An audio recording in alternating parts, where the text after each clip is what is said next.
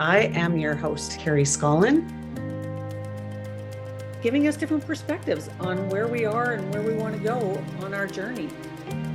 Thanks for being here, and I look forward to spending some time with you. Hello, everyone. Welcome to another session of the FoundHer series. I am your host, Carrie Scollon, and I say this every time, but I just have a really special guest on, and I want to introduce Lauren Saunders. She is a business mentor, manifestation coach. She does a ton of things. I found Lauren a couple years ago, and I just really fell in love with the energy and what you bring. And I've learned so much from you. So Lauren, welcome. Thank you for being here. And I would love to dive in because I know you have so much to offer. So I don't want to waste any more of my time talking. I want to get right into it. So welcome. Thank you for being here. Thank you so much for having me, Carrie. I'm really honored. Oh, that's so nice. I have done quite a few of your courses, because everything that you talk about, it's just, I think I've said that to you before. I'm like, did you make this course just for me? Because I feel like every single thing that you're offering is like, oh, I think Carrie needs this. I think I'm going to do a course. That's what it feels like. That's how much what you do speaks to me. But I also love how real you are, and you show both sides of the business and where you're at. And I think the biggest component for me is when you talk about the energy you have behind the offers that you put out. And that just really resonates with me. So let's talk about how you got started, where you're at, what you're doing. And well, I mean, that's honestly the biggest compliment that I could get. And I really worked on my belief systems around the kinds of clients that I attract. And every single one at this point, I mean, I've always had amazing clients, but especially it's like, I just attract people like you who just get it. They really resonate with me. They really believe in me. And it's like, it makes me emotional because I just so appreciate your belief in my work and your investment in it. And, so my name is Lauren Saunders. I'm from just outside of Toronto in Ontario, and I used to be a high school art teacher. And then I started my first business as a at-home lash artist because my background's in visual arts. I wanted to make some money on the side of part-time teaching that I was doing at the time. This was in 2015. And that really took off for me. And then I actually left teaching because I was like, okay, I'm really loving this world of entrepreneurship. And around that same time, or just before that, actually, I really sort of woke up, so to speak, to the world of mindset and manifestation, and just this idea that, anything was possible and that we are experiencing a life that is a reflection of us. Obviously, it's, a little more gray than that. It's not quite as black and white. It's a bit more nuanced, but if we can align with it, we can create it. Because up until that point, I'd always been someone that loved the idea of just endless possibility, but didn't really believe it was available to me with, my art background. I wasn't a business person at all. But I always had really big ideas. And so I left teaching and I started getting into coaching. I really struggled for the first year and was putting things out there that people weren't really signing up for. I was investing a lot of money. And then I started to make shifts that later shaped the entirety of my philosophy as a business coach. And I predominantly work with people such as yourself who do, offers, whether that's courses, programs. I know you do some retreats, it's predominantly online, though I have clients that, make it aligned for them. Yeah. And my brand is The Aligned Entrepreneur. So I'm all about alignment in your business in every sense of the word. But anyways, so I started actually coaching lash artists. And that just totally took off for me. I left actually the lash part of that business altogether. And very long story short, I transitioned over the course of a couple of years into just helping other online business owners. COVID played a role in that it wasn't as effective to be marketing to lash artists because most of them didn't have businesses anymore, or at least not at that point in time. And it's been sort of a crazy journey since then. I've had everything from huge success in short periods of time, and time when I thought I've just screwed it all up and I need to quit because, I've really ridden the roller coaster and, for the most part, I've had a very successful journey, and I absolutely love what I do.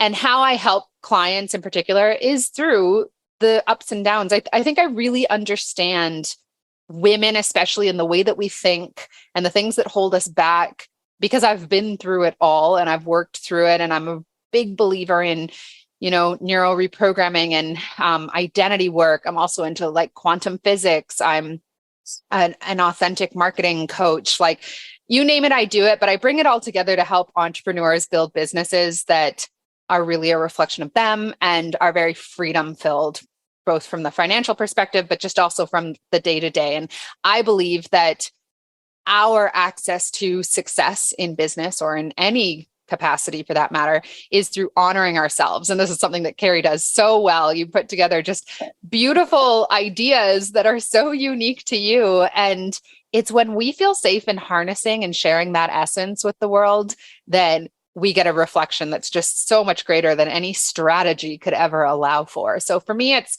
so much about our relationship with ourselves, and then having the tangible tools to implement, to get our work out into the world. But yeah, for me, it's so much more about the energy side than the strategy side, but I do help people to bring the two of them together in a very intentional way. Well, yeah. And that's totally what attracted me to your work for sure was what you were putting out there, but it was really more of who you were being when you were putting it out there. Right. And just for me, I know that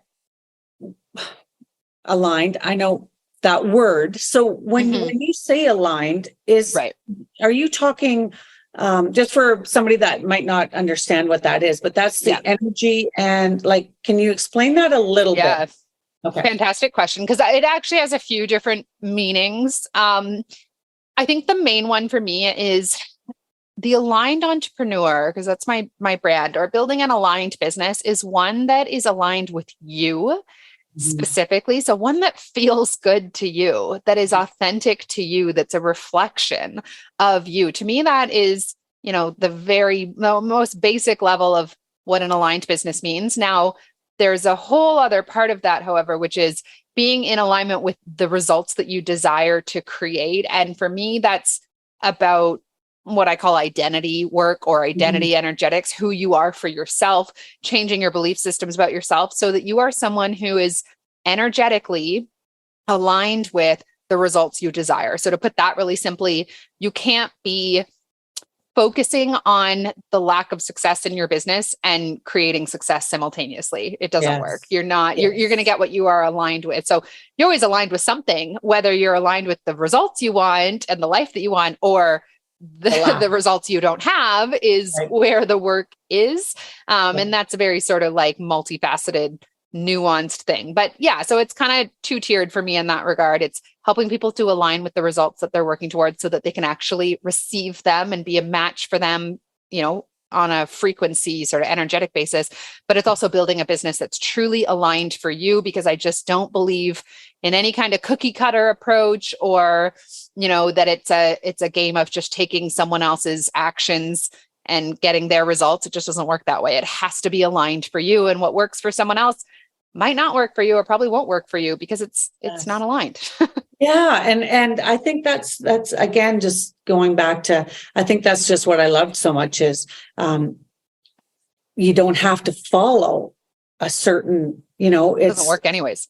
Right. Like that. And that's what you taught me was I got to trust what's coming through. And I've had times too where I've just said, forget it. I'm out. I'm done. I don't want to do this anymore. Like, I'm not making any progress. I'm not helping anybody. And then, so I allow myself that time to just put it on the shelf. And then what happens? An idea comes. I'm like, I really do like this work. Okay, now I've got an idea. I'm going to throw that out there. Yeah. So it's the permission, I think, that I see, that you give people when you're working with them, is the permission to just be who they are and try some things. Some will work and some won't, but there's no failure in that, right? And I just love that permission slip, that freedom. And freedom is something that I'm really, that is one of my biggest pieces that I want for people and for myself. And I know that's part of your mission too, is for creating that freedom for people. Well, they create it themselves. You're just offering them some space. Well, and I had a mastermind called Free, and it kind of became about, creating freedom for yourself in terms of the branding of it. But initially, when I came up with that name, the philosophy behind it was, in order to access freedom in your external world, you have to feel freedom within your internal one. So the journey of your business needs to feel free if it's going to lead you to freedom. But what we typically do, and what we're sort of taught to do, is, do the opposite. Do these things that this person over here insists, even though you hate it. Force yourself to output like crazy. Don't trust what actually feels good and free to you. Make it look more like it should over here. And so we don't feel free in our businesses. And the only journey that leads to freedom is one that feels free, right? Like, I can't remember.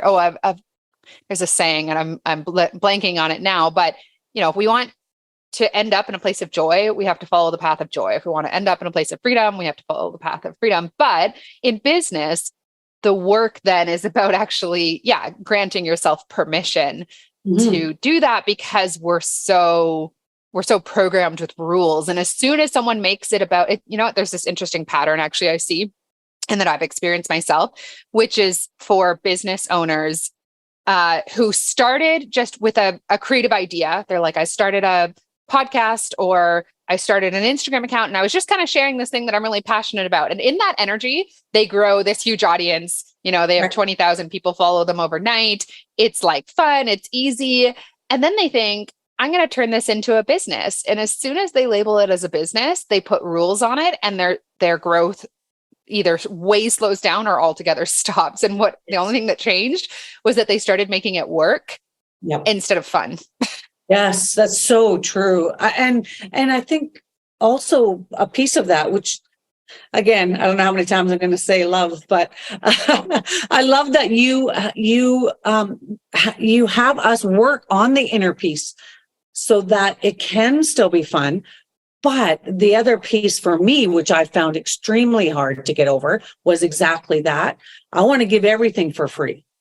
But that also does not help the people that I'm helping. No. Right. And I had to understand that's not, people aren't buying into something or engaging when it's always free. Because they don't take ownership of it, for one thing. And the other thing I really have come to understand is I had to work on the part where I felt worthy enough to accept and receive money for what I was putting out there. And people, when they're investing in coaching, they're investing in this. That was a really hard thing for me to do too, because I'm going to pay somebody, but I have to feel worthy to pay somebody too. Right. So it was a whole mind shift that you helped me with. You are providing a service. When you go to a doctor, you go to a dentist, they provide a service, you pay them, you're happy to do that. You're healthier for it. Yes. And I had to wrap my head around, okay, I want it to still be fun, but I also want to show them that I'm worthy of it, as are they. Oh, there's so much to say on this. And I'm a big fan of human psychology and understanding people and where they're coming from. And I think that makes up such a huge part, because as soon as you said that, I want to give everything away for free, I thought, I know that you've done this work, so you have this awareness and you've shifted it. But I thought, well, where are you wanting to give it away from? Is it because I over deliver with my clients all the time? Right. I am always like, I'm super active. I give out extra coaching calls and stuff just because I want to. But I'm very aware of the fact that that is not coming from any kind of place of me wanting to be liked or me trying to feel, like someone is happy with their investment in me. It's because I just enjoy it. Whereas earlier in my business, it was from like a people pleasing space, right? And so I give all kinds of things out for free, but I'm aware of where it's coming from. And a big shift that I'll share with your audience in case we have any people that are entrepreneurs and maybe dealing with this is I really believe that me offering something at a price point, say it's a coaching package or something like that, that is a bit out of someone's comfort zone, that is a massive service to them. And especially if you are a coach, if someone is paying you because they desire a transformation that they believe you can help them with. Yeah. And who would I be to say, yes, you want this transformation, but I'm going to allow you to stay in your comfort zone as you're entering into that. Like I'm already setting them up for failure. I want it to be uncomfortable for you to say, you know what? I'm worthy of this for myself because there is a transformation just in that transaction and they've already stepped into a new paradigm of possibility. So me giving someone something for free or massively discounting something, I am already making those people smaller than they actually are. And that's the opposite intention of what my work has. So this whole thing around charging what you're worth and like, what is your client worth? What are they worth in investing for themselves? Like ask yourself that. It's not really about you at all, right? So this is the kind of work, like I love that you brought that up because this is the kind of work that I specifically help people with. And I'm a big believer too in like the nervous system side of things and the ways in which we kind of subconsciously sabotage out of a desire for safety. I just love it. It's but perfect example. That is, and it's work, right? I mean, this is something that I practice. I mean, when I charged a certain amount for the retreat, it was, and I kept having to up my price because I just wasn't making anything there, was barely covering the cost. But as soon as I upped the price, then I added more gifts. It was just every time I did that, I'm like, I laugh at it now because where was that coming from? I wanted them to feel that they were getting value, even though the value I was bringing was already massive just the weekend. But it was like, I've got to add more. And now I'm stepping back from that and going, I know the value is there. And I had to get to that place, you know, and it takes the inner work to do that. But the way that you got to that place is by making those decisions from a space maybe of scarcity. So like there's nothing wrong with if you gave away 3 years worth of coaching, like that served you at the time, even if it was coming from a place of not believing in your value, like it's fine. I just don't think we can ever screw it up. So if you gave away everything for way too little money, well, that's all a part of your evolution. And it's not so much just sometimes. Actually, most of the time, we really need those stepping stones. We need the time when we over delivered and then went, you know what, my time is worth this money. I don't need to overcompensate, but it's fine that I did what I did to learn that, right? Yes, so it's beautiful. Absolutely. I would see that as a very abundant thing that you did for people and the lesson that it brought you. Yeah, well. It did. And I know we already touched on this, but it was the worthiness piece. And I know that when I invested in you, that was a big thing for me. That was what if I don't do anything with it after I take it and then when I let that go, it was like, that's up to me, but I am worthy of receiving some, education, I love that. And look at the ripple effect it's had. Look at the people that have come into your courses and your retreats and the women, and you don't even know that potentially has reached 1 million people at this point through it rippling out, to like you telling me what you've been up to with your retreats in the last little while before we got on. I'm sure that has been shared with so many people that you don't even know. Right. So it's like often in my experience, the best way to feel worthy is to take yourself out of it. Like you are, of course you're worthy. Look what you're doing here. But I think the worthiness thing comes up a lot. And I'm actually not the coach for worthiness specifically, but I will say that because I always kind of just had this inherent belief that like, if I'm here, then I'm worthy of what I want. Obviously that's a privileged place to come from because I have a very beautiful family that always made me, everyone's got their own journey. But I will say that my worthiness comes from repeatedly viewing myself through the eyes of what I would call source or the universe. It's like, how does the universe see me? Is the universe like, well, Lauren, you're only worthy if you post on Instagram 3 times a day? Of course, the universe isn't thinking that, right? That's ridiculous. So over the last couple of years, especially, I've always come back to, well, how does the universe feel about me in this scenario? It just wants to like rain down abundance on me, right? Yes. Like, Yeah. so it's repeatedly coming back to that view rather than society's view of what makes us worthy, and programming my subconscious with that, where I actually believe I'm worthy of like literally anything that I want. But I did have to do that work for sure. Yeah. And I believe that, I mean, that's what I think now too. I'm like, Right. oh, like bring it on. Like I deserve it. I'm worthy. Yeah, of course you do. And it's just like, that's what I want everybody to feel like. So that is the energy I'm coming from when I'm putting things out there. It was like, yeah, you are totally deserving of this and you're worthy of it. And if you handing me money helps you see that, that's good.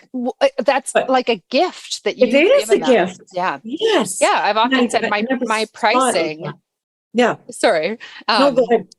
My pricing is as much about my client as it is about me, if not more about them in terms of the opportunity I'm providing them with. But also I think I really, really believe it's more than a belief. It's a knowing that if we want a happier world, we have to create happiness within. If we want a more worthy world, we have to create worthiness. There is just no way in any paradigm or in any parallel universe that exists that we help someone else feel more worthy by withholding worthiness from ourselves. That just makes absolutely no sense. So in my mind, everything that I've allowed myself to step into in terms of something like worthiness or receiving, that is the best thing I could possibly do for the world at large, for the other women around me, for my clients. If I'm being it, they're 1,000 times more likely to be it or to give themselves that permission to. So sometimes doing it from that perspective of like, how is this serving others actually is, a way that can help people kind of give themselves permission. So yes, I agree. Now I want to touch on a couple of things because our time always goes by so fast and we've only got like less than 10 minutes left. Which I'm not in any rush. So if you want to stay, I'm super here. Yeah. Perfect. So I one of the big things that I know that you do with Zoe as well is the quantum creation. Mm-hmm. Can we just touch on that a little bit? Because people have heard the law of attraction secret. That's probably the first thing that gets people into it. I think I've heard that from most people. I'm one of them as well. But I do know that there's pieces missing in the secret for sure. So I would love for you to talk a little bit about that. We know anybody that knows me knows that I'm a huge Dr. Joe fan, Dr. Joe Dispenza, and I know you are as well. So can you let's just talk a little bit about the difference or, creating in the quantum, which sounds way out there for a lot of people, but I am all here for it because I love this stuff. Yeah, I am. Oh my God. I've never considered myself a fangirl of anyone except for Dr. Joe. Like I'm the opposite of like, oh my God. But when I love Dr. Joe Dispenza. He's changed my life so many times. So much of what I understand and know to be true has come from his work and his books and his meditations. But there is something that he talks about in a number of his books. And since then I've read about it in all kinds of places. I've implemented it. I've created a whole course around it called quantum creation. And it's really, I have a term in my business I use, which is the work behind the woo, the science behind the woo. Yes. Which from a neurological perspective, understanding the brain, understanding our body chemistry, the nervous system, I love it so much. I love empowering people with actually knowing, this is why we're implementing this mindset practice. Yep. This is how it's going to work. And with manifestation, it really didn't work for me consciously until I understand what is called quantum creation, which is the quantum physics behind manifestation. And I actually believe that attraction is a very small part of it. And I'm much more of a believer in what we call creation. And we have like a whole 5-week course teaching the quantum physics behind manifestation, but it's essentially understanding the innate properties of the atom and of our world on a subatomic level. So the building blocks of this thing that we call physical reality and how it is that atoms behave in accordance with human consciousness, essentially. And it's incredible. Like once, if you've really understood it, you never look at the outside world the same again, because what quantum physics has proven, and it's growing I mean, this stuff is starting to win Nobel Prizes just in the last year.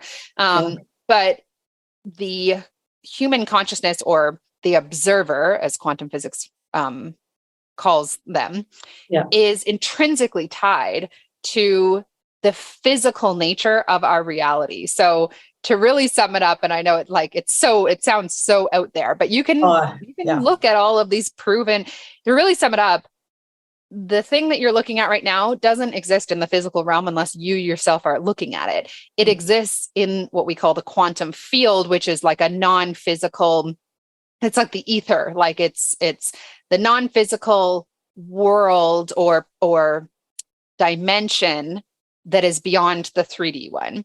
Right. So I know I just said a whole bunch of things there, but essentially it's just understanding, diving into, if people wanted to get into this, I recommend searching something called the observer effect or the double slit experiment, which is just really understanding how intrinsically tied we are to the nature of this reality, and how everything we look at gets changed because we are looking at it. Yes. And when you really start to understand it, like every single one of us is godlike, like we are so beyond powerful, but we live in a world that has taught us otherwise, because there's profit in people that believe they need jobs, and they need a certain, like, that they're limited. We're taught limitation. We're taught to ask for permission to use the bathroom from our earliest memories. And so when you actually really start to break it down, you just I really stopped watching the news, because I thought, I'm not going to give my creative power to any narrative that I don't want to see more of in this world, because that's how powerful my observation on something is. So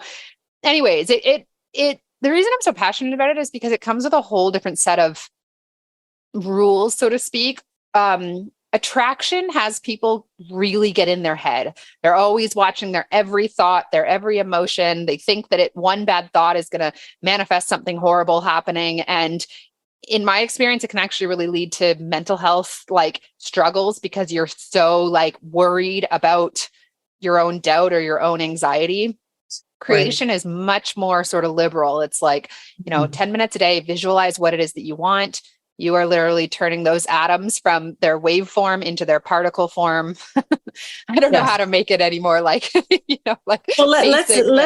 make it something that they can take away. Yeah. Just as absolutely.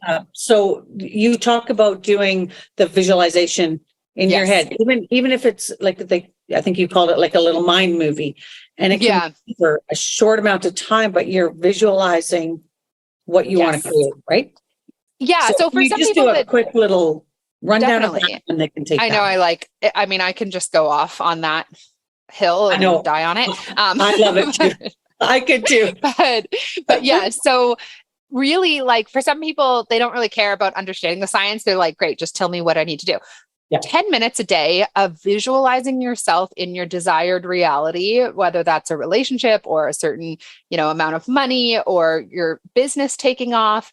And really practicing detaching from how you think that's supposed to happen, not assigning that reality coming from any one, avenue, will have it happen sooner rather than later in your physical world. And this is how I've created literally everything in my entire life that I've consciously created.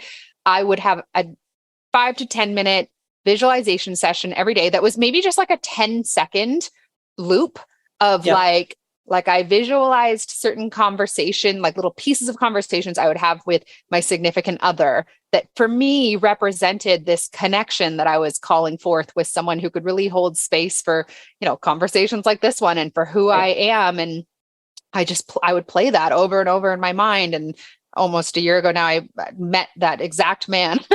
And in my business, I had things really take off when I visualized myself in Italy and I was walking through the streets of Rome and I was making money on my phone. This was before I'd really made any money in my business. And it was just a 10-second loop. And I just played it over and over. And within about 6 months, I was doing 6 or 7K a month in my coaching business and was able to I have so many of these 10-second visualizations. I think the most important part is to Put yourself in first person. So have your phone involved or a mirror that you're looking into, or I visualize like the steering wheel on my car when I wanted to manifest it. And just have it be 5-10 seconds long, play it over. I like to listen to like meditation music for 10 minutes. And that's it. That 10 minutes a day, that can completely change your life. Is there a feeling you need to attach to that as well? Yeah, definitely. You're just wanting a visualization that allows you to assume the feeling that, so like my boyfriend's a good example, because I was very clear that the emotion was like, I was looking for my best friend. I was looking for this level of ease that I had never experienced in the area of like romantic relationship. No. So I would tune into that feeling. When it came to like my business, it was a feeling of pride. Like I got myself here. I did this, I created this kind of freedom for myself. So I would definitely look for just, even if it's one or two emotions, and find a visualization or a scene, a mind movie that evokes that emotion within your body as much as possible. Love that. Okay. I've got to close us off. Okay. Stay on for the next 30 minutes. Thank you for all of you who are watching the replay or here with us live. And as you always know, we will see you next week, and you are more than enough as is. Thank you, Lauren, so much for being here. Thank you, Carrie. All the information that you're sharing with us, I just love it. So I will, we'll see you next week.